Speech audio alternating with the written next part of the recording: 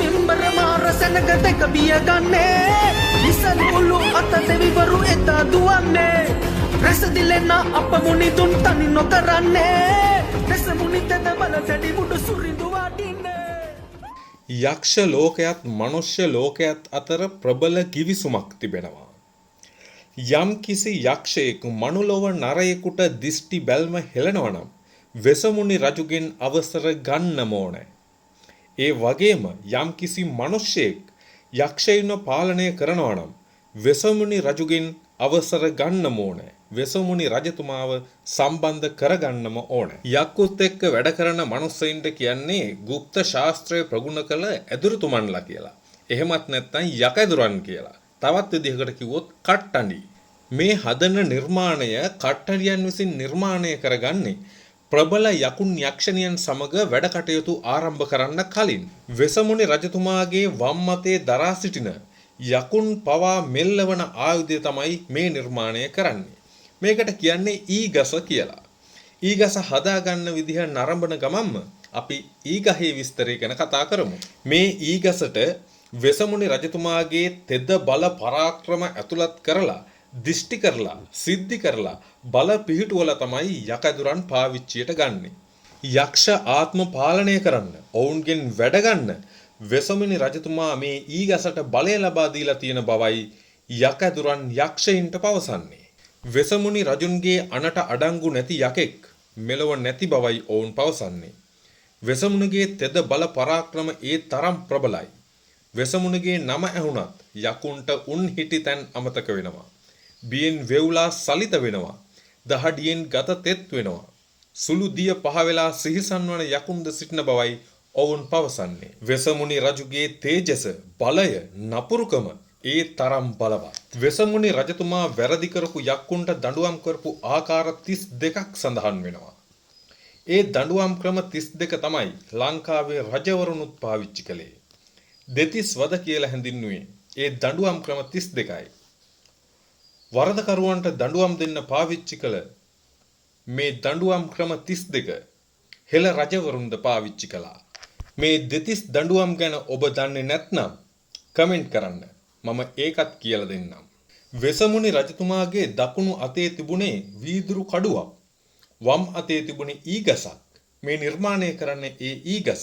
වෙසමුණි රජතුමාගේ බල පිහිටවලා මේ නිර්මාණය කරන ඊගසින් පොළවේ අඳින ඉරකට උඩින් පනින්නවත් කිසිම යක්ෂයෙකුට ශක්තියක් නැති බවයි වෙදදුරන් පවසන්නේ.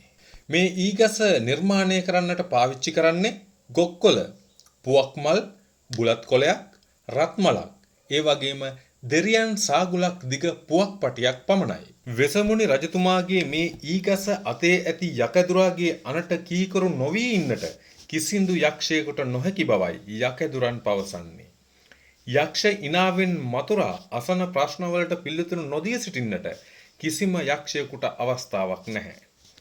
තොයිලය අවසන් වෙලා යකුන් එළවා දමා යකදුරන් ආපසු යන්නට සැරසෙන විට මෙම ඊගස නිවසේ ඉහළ තැනක රඳවා තබන්නයි උපදෙස් ලබා දෙන්නේ. වෙසමුණි රජුගේ ඊගස තිබෙන නිවස දිහා යකුන් යක්ෂණියන් හැරී බලන්නත් බිය වෙන බවයි ඔවුන්ගේ අදහස. වෙසමුණි රජතුමාගේ බලය පිහිටුවීම පිණිස වෙසමුණි ඉනාව, වෙසමුණි කාලම, වෙසමුණි දැහැන, වෙසමුණි අලගුව, වෙසමුණි සැරය, වෙසමුණි වරම, වෙසමුණි බන්ධනය, වෙසමුණි අඩංගුව, වෙසමුණි යහන් කවි ආදිය යකදුරන් විසින් පාවිච්චි කරනවා. අද සමාජයෙන් ඉවත් වී යන අසන්නට නොලැබෙන මෙම මූලාශ්‍ර ඔබට ඉදිරිපත් කරන්නට මා බලාපොරොත්තු වෙනවා. බුද්ධ කාලයේදී සෝවාන් ඵලයට පැමිණි සතර වරම් දෙවිවරුන් යක්ෂ ආත්මවල සිටියේදී ඔවුන් පෑ බල පරාක්‍රමයන්ගේ නාමයට අදත් යක්ෂයින් බියවන අයුරු පුදුමයි නේද? මනුෂ්‍ය බව ලබා සිටියේදී අනුරාධපුර වෙස්සගිරි භූමියේ වැඩ වාසය කළ හෙළ රජ දරුවෙකු වූ වෙසමුණි මහරජතුමා සිහි කර පුණ්‍ය අනුමෝදනා කරන්නට අමතක කරන්න එපා. සතර වරම් දෙව් රජවරුන්ට පුණ්‍ය අනුමෝදනා කරන්නට අමතක කරන්න එපා. ඉන්දියාවෙන් පැමිණි මිනිසුන් වන්දනා කරන ඉන්දීය දෙවිවරුන්ට වන්දනා කරන්නට අපේ මිනිසුන් පුරුදු වී ඇති ආකාරය අපිට දකින්නට පුළුවන්. එහි භයානක ප්‍රතිඵලය වන්නේ මේ හෙළ භූමියේ උපන් අපේ මුතුන් මිත්තන් දේවත්වයට පත්කොට වන්දනාමාන කළ අපි අද වන විට අපේ මුතුන් මිත්තන්ව අමතක කොට ඉන්දීය දෙවි දේවතාවුන් සරණ යාමයි. මදක් සිතා බලන්න.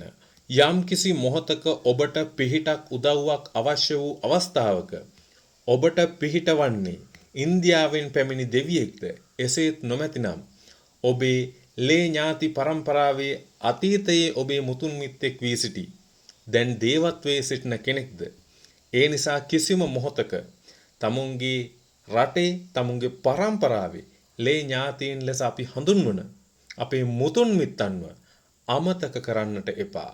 ඔබට පිහිටක් වනවා නම් පිහිටවන්නේ මේ හෙළ භූමියේ උපන් අතීත මුතුන් මිත්තෙක් පමණයි. පිහිට ලබා ගැනීම පිණිස බුදුන් සරණ යන්න. බුදුන් සරණ ගිය, දහම් සරණ ගිය, සංඝුන් සරණ ගිය සක්දෙවිඳුන් වන්දනා කරන්න. සතර වරම් දෙව් රජවරුන් වන්දනා කරන්න. සුමන සමන් දෙවියන් වන්දනා කරන්න. මේ ආකාරයෙන් ලංකාවේ ඉපිද මේ හෙළ භූමියේ ජන්මය ලබා දේවත්වයට පත් වූ මුතුන් මිත්තන් වන්දනා කරන්නට පුරුදු වන්න. කවදා හෝ ඔබට මට පිහිටවන්නේ ඒ මුතුන් මිත්තන් පමණයි. වෙසමුණි රජුගේ බල පරාක්‍රම සහිත සියලු යක්ෂයින් දන නමන ඊගස තනා අවසන්. මේ තිබෙන්නේ ඊගස්.